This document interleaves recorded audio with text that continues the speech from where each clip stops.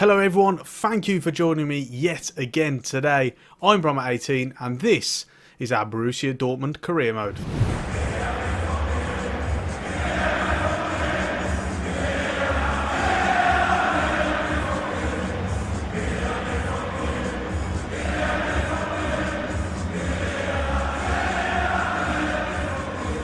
So then, what's been happening so far? If you're yet to check out any of the previous episodes before this one, then make sure you go and have a look at those ones first, because there's a lot going to go on today and you'll need to catch up in terms of the storylines beforehand and stuff. So, let's have a little recap on what was going on in the last episode. Currently third in the Bundesliga, not bad. We're 7 points clear of Leipzig in fifth, who of course is the cut-off for the Champions League places. 6 points behind Bayern Munich at the moment. Fortunately, got our two first losses of the season in last episode, but we have recovered well from it. In this episode today, we are against Frankfurt, who are fourth, as you can see, 1 point ahead of them. So that in itself is a massive game. However, we are now also in transfer window. It is a January transfer window. We're going to go through it. We're going to make a couple of signings, hopefully, and there also will be a couple of outgoings as well. Obviously, this is a realistic career mode, so you'll see me doing things as we try to, really push out that realism, and I'll talk you through them as we go through. What else do I have in store for you this episode today? Well, obviously, we've got these three games. It will be a live com of Frankfurt. We'll probably sim, actually, those two games as well against Freiburg and Hoffenheim, just as we try and get through the transfer window. And then what we'll do is we'll have quick post-com highlights as we get into February of pretty much all, if not most, of these games. So it's going to be a real action-packed episode, and I'm really, really excited for it. So if you remember from the last episode, we had this absolute just nightmare that Manuel Akanji, just the game absolutely broken, saying that he wanted a contract from me, he never asked for a new contract, and then saying why we're not playing him, he's not injured, blah, blah, blah, why didn't I play him for a game that didn't matter, all this sort of crazy stuff back in episode 4, and things have really taken a turn. I had an offer from Manchester United. I didn't transfer list him, I just had an offer for them for 34 million. And that came on the 23rd of December. And I already knew I was probably going to have to accept it because I knew what was coming. And that is this. The board getting involved, saying Manuel Akanji wage demands, blah, blah, blah. Deal with it. So, he didn't ask for a new contract. At the end of the day, I think I'm going to have to sell him. Or the board are going to sell him for me. And that is really frustrating. I know some of you might be disappointed with that. I can't help that the game is messed up. Simple as randomly came complaining to me. So I think what's best is that we're just going to have to go our separate ways. In terms of the offer, 34 million is around about, I would expect that. I would expect United to pay that sort of thing for this player. So I'm not going to mess too much with the actual prices or anything. I think we just accept it, let them get on with it, and we can utilise that money to make a couple of signings. We spoke about how it is a pandemic affected market, not a lot of money going around, but with that 34 million coming in, we can utilise some of that at least to really freshen up the squad a little bit. Now it's worth bearing in mind, I don't want to make loads and loads of transfers. Like I say, we need to be intelligent and we need to be strict about this. A couple of signings. What I'm looking for is, one, now we need a centre back. So we've got to replace Akanji. So my current planning is this man down below, Bella-Kotchap. 20 years old, very highly touted, got the physical traits to play in this free back that we are looking for. 5-star weak foot as well, not bad at all. Also looking at Leonidas Sturgiu. He's a 19-year-old, very highly touted. Fans of Football Manager might have played with him. He's from Switzerland, from playing for FC Gallen, St. Gallen. So he's one to keep an eye on as well. Don't know if he'd fit into the free back, or he'd have to play in the central centre back. He's a little bit slower, about 68 pace maybe. And 5'11" as well, but I think he's got good jumping, so that won't matter as much. But he's very highly touted and can grow a lot as well. So these are the two I'm looking at. Kotchap looks to be pretty nailed on. We're also looking at the right back / right wing back situation. We're currently playing Wolf at right mid when we're not playing Meunier. So we looked at Wagnerman, had a few suggestions, and also Max Aarons as well. Well, I think I'm going to go for Max Aarons, and the reason being is that obviously they're both 21, but Max Aarons has, he's just a lot more fleshed out, a lot more developed along the line with his attributes, whereas Wagnerman's still a lot of development to be going, you see. Look at all that. Those all ratings, that doesn't look good. Whereas Aarons, you got a little bit more, at least, a bit more green in there. The stuff that are red, not really handy, like volleys, penalties, free kick, etc. So, he's a lot further along the way. So I think it's going to be Aarons that we're going to chase. We've also spoken about the striker situation, what happens when Haaland leaves. I'm not expecting an offer in this transfer window. I think he's going to leave in the next one if we get a suitable offer. So I want to try and prepare for that. So I would like a striker. It's not major right now, but I would like to be prepared for it and be ahead of the game. So if we could get one, that would be good. Karim Adeyemi is one I'm really looking at. I found him about a week ago, and then he went and scored in the Champions League. He scored a couple of goals and really shot himself onto the scene. From Salzburg, obviously where we got Haaland from. So there is precedent for that. So he's one that I'm very much eyeing up. We did have a look at Noni Madueke as well. He was the first one we shortlisted. But unfortunately, look at his pricing here. We're going to have to pay a lot of money. And I don't think Dortmund would pay 36 to 50 million. I just really don't think they would for this sort of player. So we may give that one a miss, unfortunately. There's also Dennis Zakaria, who I was absolutely buzzing to sign on a pre-contract deal, but it turns out I think he's gone and signed a contract with Mönchengladbach, because as you can see now, we can no longer sign him on a pre-contract expiry deal. So I'm really disappointed about that. I'm obviously not going to pay the sort of fees that they're looking for, as you can see here. So we're going to have to move on from him, unfortunately. That's an area we will have to look at as well, centre defensive midfield, but that can probably wait until the next season, to be honest. Goalkeeper, we spoke about Van der Voort. Again, not major, so that will probably lay off in this transfer window. Van der Voort, very much like the look of him. Obviously high potential, but Kobel's doing really well at the moment. Well, he's doing well. So, there's no pressing need, but I would just like that high upside player. So he's one that we might look at in the summer transfer window. A few of us on here we're looking at, particularly in the attacking midfield positions. Florian Wirtz got a couple of suggestions. I don't know if it's realistic, though, to be honest, for him to come from Leverkusen. Plus, they'll want a boatload of money, so we're not going to pay that. De Ketelaere as well, who plays for Club Bruges. He's one I am very much eyeing up. Playing a range of different positions. Play him out left, play him at cam, play him up front. High work rate, 6'4". 4-star skill moves, 4-star weak foot. Very all-rounded. He's one that we could really scheme up if we had him in the team. Game plan around him. So he's one I'll keep an eye on. I don't think there'll be movement this transfer window, but maybe next we can get him mid-20s, low 20s.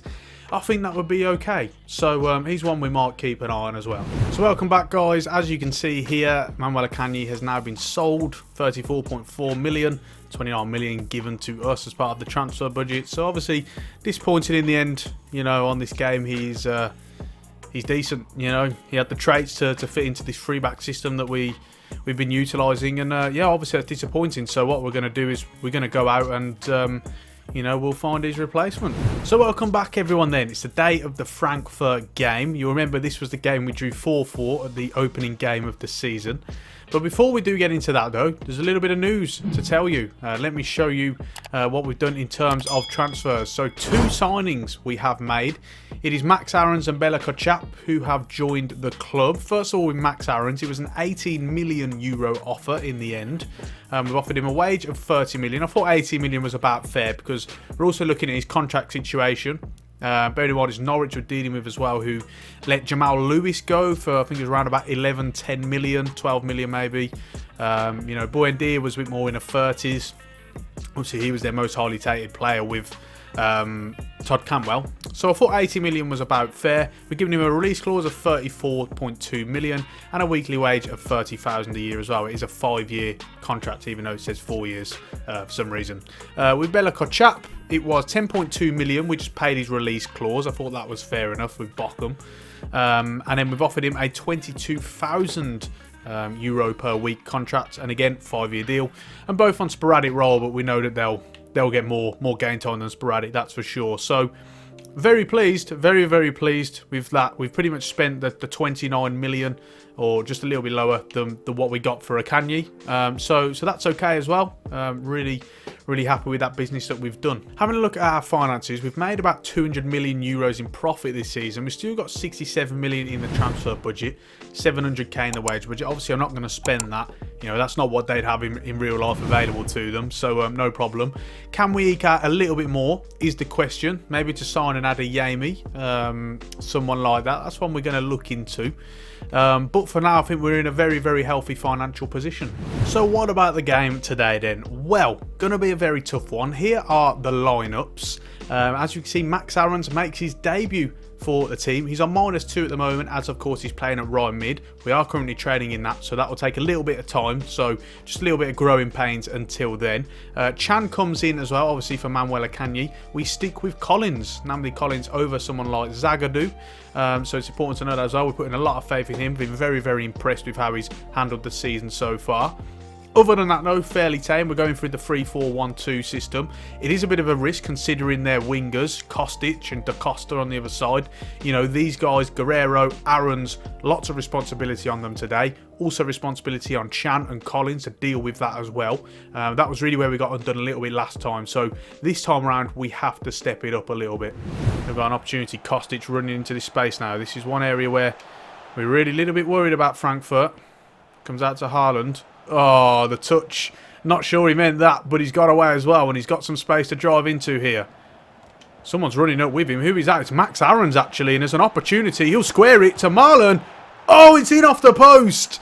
And what a great start to the game. 16 minutes gone. Daniel Marlon and Max Aarons with the assist on his debut. What a fantastic start to his career at Dortmund. It's Erling Haaland who should also take a lot of the plaudits because he does fantastically well. The touch to get away from the player. He drives into the space, and Max Aarons bursting up front with him. Absolutely could not be stopped there. He finds the opportunity. Marlon does a great run as well. And there's no mistake in that finish. 1-0 early doors as it goes off the post. Very good start to this game. Bellingham. Inside to Haaland. Haaland's got one more ball onto Daniel Marlon. Good save from Kevin Trapp there. Could have been a second. Maybe should have been a second. And really nice build-up play as he forces another corner with that near post save. Right, we're going to go for a short one this time. Guerrero. He'll get it onto his left foot and he's going to dink it in towards the back post. Collins is there. Can Marlon get the rebound? He can. It falls to Collins. Good save from Kevin Trapp. That'll probably be Namdi Collins' first shot of this entire career mode. Found himself in that position, on the turn, the swivel. And another good save from Kevin Trapp, who's having a very good start to this game. Looking to get Collins to closing down, and he does very well. Well done, Namdi Collins. Max Aarons with an opportunity now. Comes to Haaland. Haaland inside to Royce. Royce needs to shift this ball quickly. Out to Guerrero. Guerrero looking for a 1-2 with Bellingham. He's found him as well. And this is an opportunity on the cutback. Marlon's there. Another wonderful save from Kevin Trapp to spare Frankfurt again. Oh, that's poor defending from me actually there. Hummels isolated. Oh, the square across goal and it's 1-1. It originally comes from our poor defending. I recovered quite well, but the damage was already done. We need to have a look at the replay here so I can just sort of digest what had happened. It was that bit with Collins and Aarons. Then he comes out to Hummels and does quite well, just to square off with him. But somehow still allows a shot, and then it's just a marking. He's got free bit of space there. Hoping Emre Can can come across. So disappointing. We've been so good, and they get one opportunity and just take it. Oh, a little bit of space on this left-hand side. But Hummels does very well to win that. Royce over to Marlon. There's a run on of Haaland here. Can he find him? Oh, it's a really good ball. And Haaland is through on goal. He's got an opportunity. He'll go on his weak foot. It's off the post. Wow, oh wow. He cannot score this game. Haaland once again denied. Another chance though. Over to Aarons from Haaland. It's another save and another disappointing finish. Oh my word, what a ball. What is the keeper doing? No idea what happened there. The keeper just comes out to claim and he's just a bit casual and it just goes through. How they haven't scored that, I don't know. I really don't know. Oh, the ball on to Brandt. Looking for that run of Marlon. He's got him as well. Marlon! Oh, he doesn't get a shot away quick enough. No one's there to collect the pieces. And it's 1-1. I'm so gutted. We really deserved to win that game. We were so good. We played so well. We had a bit of a phase 20 minutes in the second half where we died off and they seized control of the game a bit more. Had a couple of chances. Scored their goal. But other than that, we were just a much better team. Just can't believe we couldn't score today.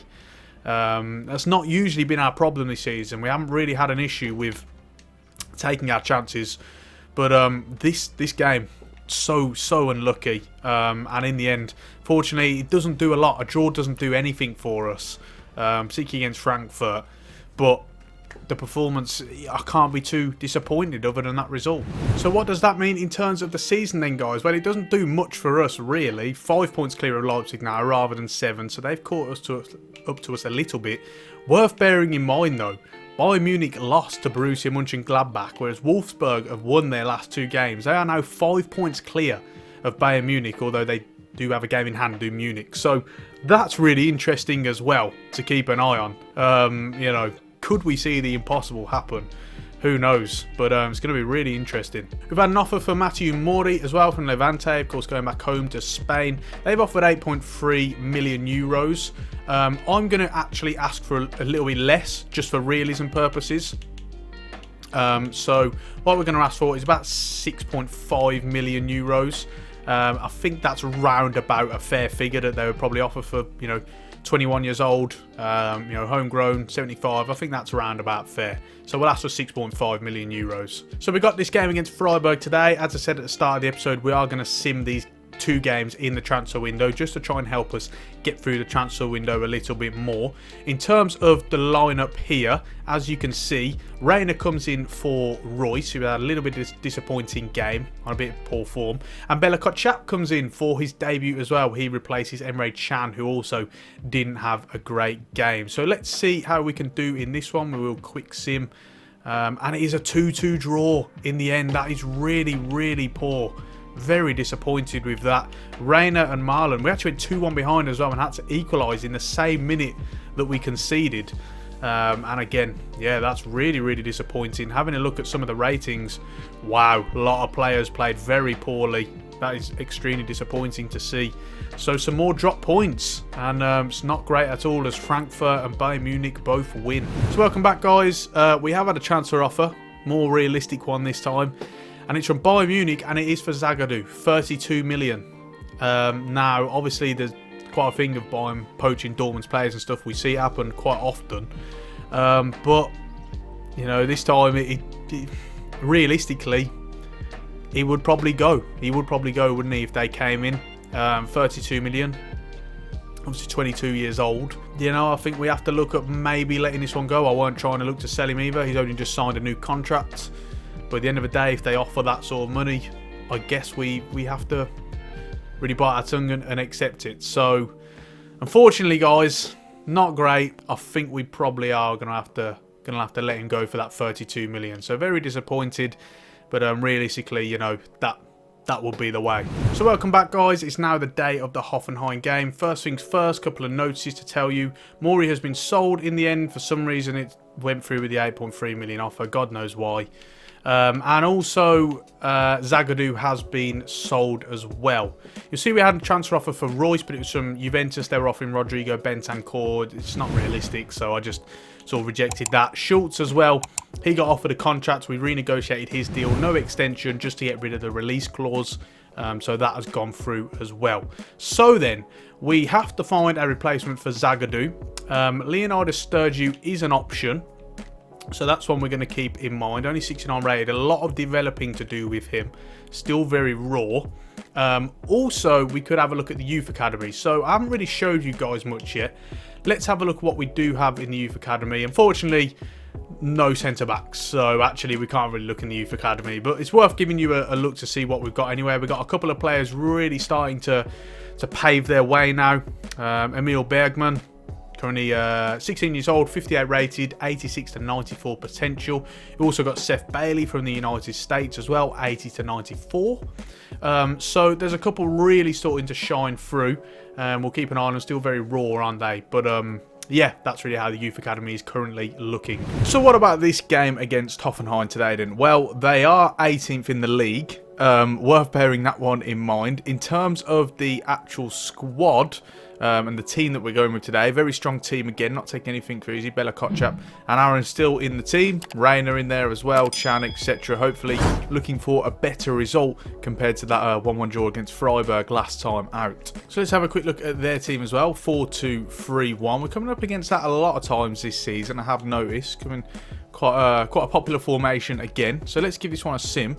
Hopefully it's a better time. We have a better time of it than last game, and we do as well. A 4-1 win in the end. Much better this time around. Marco Reus, Daniel Marlon, Axel Witsel, and also Daniel Marlon again getting onto the score sheet. Reus had to come on in the 46th minute for Bellingham. Looks like he did have a better time of it this time. Let's have a quick look at the ratings as well. Marlon with a 10, not bad at all. Looks like the defence had a little bit of a disappointing game, but then again, maybe they didn't really get into the game much. Perhaps we did see the lion's share of the game. So overall, that is a good result. Good to get back to winning ways. If we have a look elsewhere, Frankfurt did win. Bayern Munich playing in the later game as well. So we'll have a look at the league table a bit later. But next up, we do have the quarter-final against Dusseldorf, but it is not until after deadline day, so we've got to get through that first. Right then, so we've reached deadline day. First of all, I want to have a quick look at what other teams have been doing, and I have noticed Bayern Munich actually made a really good sign. They signed Halstenberg on a pre-contract expiry deal from Leipzig. Really wish we'd have poached that. I really do. I wish I'd have known about it, because I would have been on that straight away. So that is really disappointing. My scouts really letting me down this season, I've got to say. We have a look here. Going through players, looking for ones with 1 year's remaining stuff. They're just not finding them. They're just suggesting me players who don't have a year remaining. Maybe they've renewed their contracts or something, you know. So like, I'm not really finding these players whose contracts expiring. So that's really disappointing as well. If you're wondering what we're doing now that it's deadline day, probably not a lot, to be honest with you, because you know, obviously we sold Zagadou, so we were looking for a replacement for him, but I don't think we're going to get one. Nordi Mukiele is one that I really do have my eye on, but unfortunately we're not going to scout him in time. Also, we're looking at his value, 38.5 million. His contract actually expires, I believe, at the end of next season. So if we just hold off and maybe go at the start of next season when he's only got 12 months remaining, his value should be massively decreased. So I'm really hoping that's a thing, because I like him. I like having him as maybe like the third centre back. Yes, he can play right wing back, right mid. But if you've got a back three, I think he can play as a right centre back in that back three. I really like that signing. So yeah, unfortunately his value is going to be too much at the moment. Not got him fully scouted anyway. Other than that, I don't think we're going to find another centre back. They won't sell Karim Adeyemi now, because they say he's too important for the club. But you know, that just, I don't know how that could stop you from making an offer. One of them. Same with Sturgeon as well. So unfortunately, I think we may just have to go with what we've got, which is fine. You know, we made a couple of signings, and it is what it is. You know, and then maybe next season we can really make a push. So we've had some more developments, guys. We've had an offer from Spurs for Julian Brandt. They offered 45 million. Now, in my opinion, you're not going to get 45 million for Julian Brandt. So I actually asked for 30 million, keeping it realistic. And they have accepted. So they've gone through to transfer negotiations. Now, obviously, I wasn't looking to sell him. But he hasn't really had many opportunities in the team. You know, been quite limited. So still at 25, he can still develop a bit, I think. So, you know, ultimately, there's a price still there available for him, and that's probably a good move for him and a really good move for us as well. So yeah, I think we're gonna go through with that sale. So then it has now gone through, guys. Brandt has been sold, 30 million in the end. 25 million of that is going through to us. So what are we gonna do now then? Well, I don't really want to panic with 5 hours left to go, to be honest. I think we'll be all right. I think we'll be all right with what we've got. At the end of the day, we're not in a league title race this season, so we've really got to make a push with what we have. I think we have enough, you know, to really battle across multiple fronts. In terms of that, have a look here. I think we've got enough for squad rotation. I really do. So I'm not too concerned for this season. It's important to note that, you know, when you look at this, you see, you know, we've made you know, nearly 80 million in profit. That gives us a lot of money to play with next season. You know, we can bring in a couple of really key players. I'm going to keep my eye on the sort of free transfers as well, see if there's any more that arise, and if any we can bring in, because that'll be handy as well. But you know, it really puts us on good level for next season when we can really make a push. So then that has brought the transfer window to a close. I have to say, I really didn't want to go out and just make a load of signings. You know, I want to develop a lot of the players that are here. Yes, of course, you always have to bring in new players. You have to make signings. But, you know, I didn't want it to go crazy. You know, we have a good stable here. We have a good solid base. You know, it's important not to just completely overwrite the squad. So do bear that one in mind as well. Yeah, I appreciate it. Obviously, it's a little bit thinner now, but it's still okay. I've still got no qualms about it, so I'm perfectly fine with where we're at with the rest of the season still to go. So what's next for the rest of the episode then? Well, to be honest, I think we just play through all of these games in the month of February and just get through them, and then I'll just show you post-com highlights. Do we go into the next month as well? I don't know, maybe. We'll see about that one. But yeah, for this episode, I think we're just going to get through the month of February. So we'll reconvene very shortly and I'll show you what's happened. So we started with this game against Dusseldorf, and call me complacent, but not only did I simulate this game, but also I made a ton of changes to the lineup, in particular with those 3 young centre-backs all starting. Not because I'm not interested in the competition, obviously I'm desperate to win it, but purely because I felt like we could win it with that team. And win it we did. Forgan, Hazard and Dahoud getting onto the score sheet, and really pleasing to see the 3 centre-backs playing well as well on the ratings. It meant that we had a pretty much fully rested team ahead for this game against Bayer Leverkusen, a very big one at home at the Signal Iduna Park. Marco Reus opened the scoring after Jude Bellingham sent him through. He put his laces through it and slotted it into the far corner. The keeper couldn't get anywhere near that one. Very important that we could get back to winning ways in the league with this game today. And later on in the game, we were able to extend our scoring as well. Jude Bellingham once again picking up space and feeding through, this time the other attacking midfielder, Giovanni Reina, who produced an absolutely majestic, composed finish to dink it over the goalkeeper and take it away from the despairing dive of the defender. Apologies, I didn't show you the lineups for this game. Unfortunately, I forgot to record it. But it was a pretty strong team nevertheless. And a very good win. On top of that, a solid 2-0 win. Extremely important to keep that clean sheet, as well as getting a win against one of the big sides who are in and around us in the table. And that was a good way to get back to winning ways. We continued in the league, this time with a game against Union Berlin. We decided to simulate this game as well. Made a few changes for this one on top of it. As it was a midweek game, we did have a game against Borussia Mönchengladbach later on in the week. We did decide to simulate this one, and it was a good win. Despite the fact we made it hard for ourselves later on in the game, Guerrero got 2 and Haaland got 1 as well. A bit disappointing to see some of the player ratings in this one. Looks like it wasn't as comfortable as it could have been, but nevertheless, we did get the win, and that was the most important thing. It took us into this game, a very tough game against Mönchengladbach, who were of course 5th in the division at the time. Lots of good players there. I mean, I'm trying to sign a couple of them, so we know how good they are as a team, and I knew that this was going to be a really tough game. We kept with this 3-4-3 system that had been working well in recent games, and the only main changes was Schultz and Meunier coming in at right back and left back. We also put Collins and Bella-Kotchap in as well. Apologies if you can't see the ball, because not going to lie to you, I couldn't either in these ridiculously blizzard-like conditions. Thankfully though, we were just about able to sneak through it and deal with those conditions. Daniel Marlon getting on to the end of, yet again, another Jude Bellingham ball. That guy is just absolutely on fire at the moment. Absolutely loving life with these assists coming from deep. And it was full time with that. A 1-0 win in the end. Another really good win. Back-to-back wins against very good sides. And it was a great way to take that momentum into this very important game in the Champions League. A full side this time. We reverted back to the 3-4-1-2 because I was impressed with Marlon's form. And obviously, I'm not an idiot. I wasn't going to drop Haaland, was I? So we played them both with the 3-4-1-2. And also trusted Bella-Kotchap in this game as well. He's been pretty much a mainstay in the team. Also important to see that Dahoud has been in over Axel Witsel, playing that deep line playmaker role.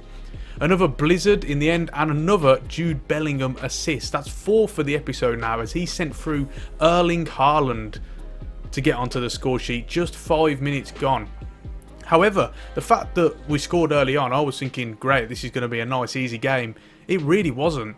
They really put it on us in the second half, and despite the fact that in the end we did come out with a 1-0 win, an away goal, and a clean sheet, it was very tough, and they were really going to give us a game in the second leg. Kerbal got called into action many times, so this tie is definitely all but not over. That is for sure, as we go and return to the Signal Iduna Park.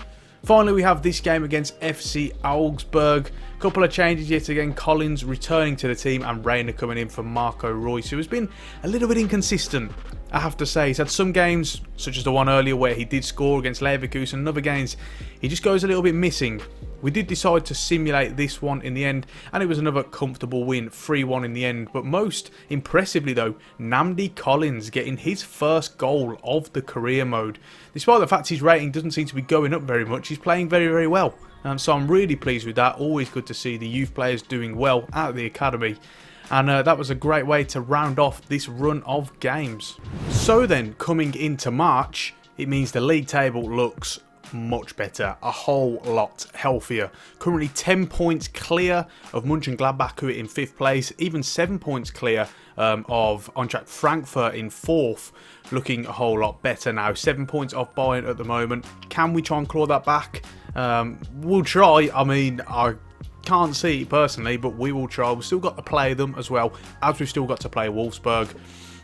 So still all to play for, but it just does look much better. As for the DFB-Pokal, well, this is how it looks. We've been drawn away against RB Leipzig, and in the other tie, Mönchengladbach do have Wolfsburg. So now, obviously, now we're at the semi-finals, the tough games really coming in. You've got, what, 4 of the top 6 in there, so it's really the business end now, isn't it? So that's one I'm also looking forward to. And also a quick update on the Champions League in terms of the results. You've got Liverpool and Ajax drawing, Salzburg lost to Villarreal, United beating Shakhtar Donetsk, you've got Barcelona beating Leipzig, of course fellow countrymen's there, and it looks like Bayern Munich got knocked out. So they are actually having a torrid time of it outside of the Bundesliga, really just falling apart a little bit. Not great at all to knock out the group stages. In fact, I'll have a quick look at that there. I mean, yeah, Benfica and Barca beat them to it, so that is a bit of a surprise, to be sure. But with that 1-0 win and that away goal for us against Malmo, we're looking good going into the second leg. Couple of notices for you. One, Axel Witsel is leaving. We did talk about how we probably weren't going to renew his deal. He's really not having a great season, to be honest. You've seen him make a few mistakes leading to goals. He will be joining Arsenal at the end of the season. So that defensive midfield position next season, we will have to try and strengthen. But, you know, I'm not too worried about that one. Also wanted to speak about the youth academy as well, because it looks like we may have our first prospect joining the first team. Now, we're only down to 6 at the moment. I've been keeping on top of this. We've let a whole lot of players go. What I'm doing is I'm making it so that once they're fully developed, they have to have 94 potential. And the reason being is that then it limits how many you're going to get. You know, not many end up with 94 potential when they're like fully developed. So you see him, he's got minimum 88 and, you know, maximum 94. That's the sort of thing we're looking for. So, you know, all of the others who I've released had eventually shrunk down. So it really does limit, again, make it more realistic. That's the whole point of it, isn't it? But yeah, we've got this guy, striker, 16 years old, Emil Bergman from Germany. 5-star weak foot, 4-star skill moves. And he looks decent, particularly on the ball, technically. His ball control, his dribbling, very good. Where he needs to develop is his pace, really. If you want to try and put him into that sort of Marlon Haaland role where they're penetrating the opposition defence, that is somewhere I would like to develop him. But technically, he looks extremely good. I am surprised his finishing is only 55 though. Do bear that one in mind. But yeah, 88 to 94 potential, 16 years old. So we are actually going to promote him to the senior team. So I'm looking forward to seeing how he's going to develop. We'll get the training in on him and really build him up. I also wanted to show you guys a little bit into the stats as well, see how our players players are doing in a wider context of the Bundesliga. We got Haaland, second top goal scorer, just one behind Andre Silva, who's having a terrific season for RB Leipzig. We've also got Marlon not far behind as well on 14, so that was good. Assists-wise, Guerrero leading the lead in assists with 8 at the moment in just 18 matches as well. Compare that to everyone else on the list. You know, that's very, very good going. We've got Haaland and Reina just following up as well, both on 6. Reina particularly, only 17 games played, but 6 assists is okay as well. Not bad at all. Clean sheets, we actually have the most in the league. So surprising considering I've complained about the defending so much. You know, we're dealing very well with that. We have massively improved, that is for sure. So what does it mean for the next episode then? Well, we've got these 4 games and all of these are going to be quick highlights because then we have a big month ahead. Look at all of those games. Now, if we get through against Malmo, there's going to be 2 quarter-final legs, probably round about here, the 5th and 6th, and then also the 12th or 13th. So that's going to add to our schedule, so we'll see how that one goes. I'm probably going to live com if we do get through one of those or 2 of those games, or I'll do the Leipzig game, because that's also a good game as well. So we're going to go up until just before the Wolfsburg game for that next episode, and then in that episode afterwards, that'll be a real bumper with the likes of Bayern Munich, Wolfsburg and Leipzig. Could be triple live com, I don't know yet though. So yeah, those 4 all post-com highlights in March, and then we'll get through to April, see if we're in the Champions League quarterfinals, and then play those ones as well as the Leipzig game. So that's just going to round it off for this episode then, guys. If you've enjoyed it, then please do drop a like on the video. Make sure to ring the bell so that you get notifications every time I upload. Give my second channel a subscribe. We've announced recently that we're going to be doing Football Manager videos on there, so really excited for that one. Link will be in the description, as will the link to my Twitter. Give me a follow on there, and also affiliate links for all of my gear, equipment, all that good stuff, and Aniba as well. Check them out. Use the code BROMA18 for a 3% discount at your checkout. So it's time to round it off there then. Thank you so much for watching, and until next time, I will see you soon.